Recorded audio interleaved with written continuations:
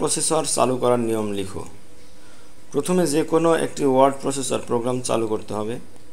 এরপর বাংলা টাইপ করার জন্য ওয়ার্ড প্রসেসর প্রস্তুত করতে হবে। তাহলে কি আমরা যখন বাংলায় ওয়ার্ড প্রসেসর চালু করব, ওয়ার্ড প্রসেসর কি? ওয়ার্ড প্রসেসর একটা সফটওয়্যার, এমএস ওয়ার্ড।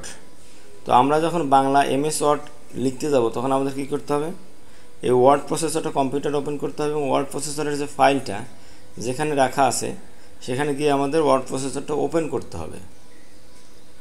অথবা আমাদের কি খুব সহজে আমরা যেখানেই যাই না কেন, আমরা যদি কম্পিউটার রাইট বাটন ক্লিক করে তাহলে আমাদের অনেকগুলো অপশান আসবে। এখান থেকে আমাদের নিউ ফোল্ডার নামে অপশান আসবে।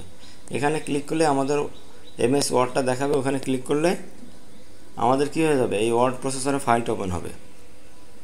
আচ্ছা, এরপর বাংলায় টাইপ করার জন্য ওয়ার্ড প্রসেসরকে প্রস্তুত করতে হবে। বাংলা লেখালেখি করার জন্য প্রথম ওয়ার্ড প্রসেসরে বিজয় সফটওয়্যারে অল্ট্রা কন্ট্রোল বি একসাথে চাপতে হবে। তাহলে কম্পিউটারে কিন্তু নর্মালি আমাদের ইংলিশ ফন্টটা সিলেক্ট করা থাকে, কিন্তু যখন আমরা বাংলা লিখতে যাব আমরা কি করব? প্রথমে ওয়ার্ড প্রসেসর ফাইলটা ওপেন করব।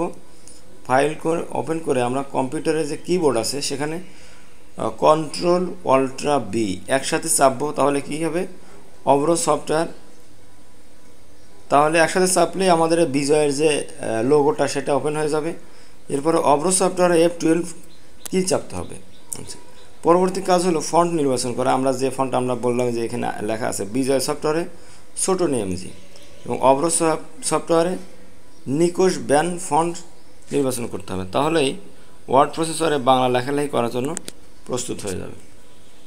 তো বাংলায় ওয়ার্ড প্রসেসর চালু করার নিয়ম আমরা আজকে শিখলাম। আল্লাহ।